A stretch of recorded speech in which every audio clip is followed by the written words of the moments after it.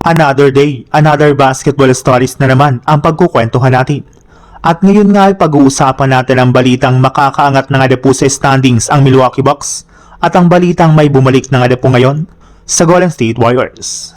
Nananatili pa rin nga po ang Milwaukee Bucks sa ika-12 seed sa standings ng Eastern Conference, pero hindi rin naman nga po ibig sabihin nito na hindi na sila pwedeng makaangat pa sa East, especially sa play-in tournament at playoffs. Para nga po sa inyong kaalaman, 1.5 games lang naman nga po ang kalamangan sa kanila na ika-10 seed na Atlanta Hawks. Bukod rin nga po dyan, 6.5 games lang naman nga po ang pagitan nila ng ika-6th seed na Philadelphia 76ers.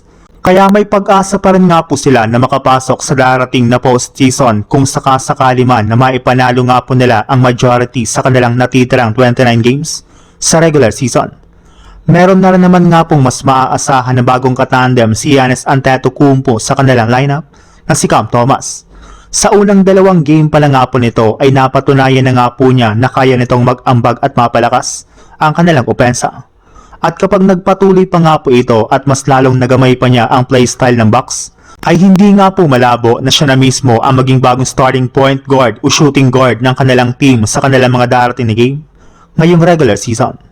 Sa ibang balita naman, hindi pa rin nga po makakapaglaro si Stephen Curry bukas ng umaga sa gaganaping All-Star Game dahil sa pagtatamo nga po nito ng injury sa kanyang tuhod.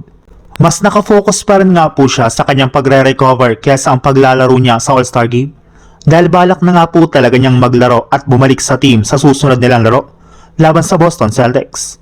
Pero hindi lang naman nga po si Stephen Curry ang inaasahan na makakabalik sa kanilang lineup next week dahil expect na rin naman nga po na makakapaglaro na rin dito ang iba nilang mga players na nagtamo ng injury, katulad na lang nila Kristaps Porzingis at maging si Seth Curry matapos ang ilang linggo nitong pagkawala sa kanilang lineup ngayong season.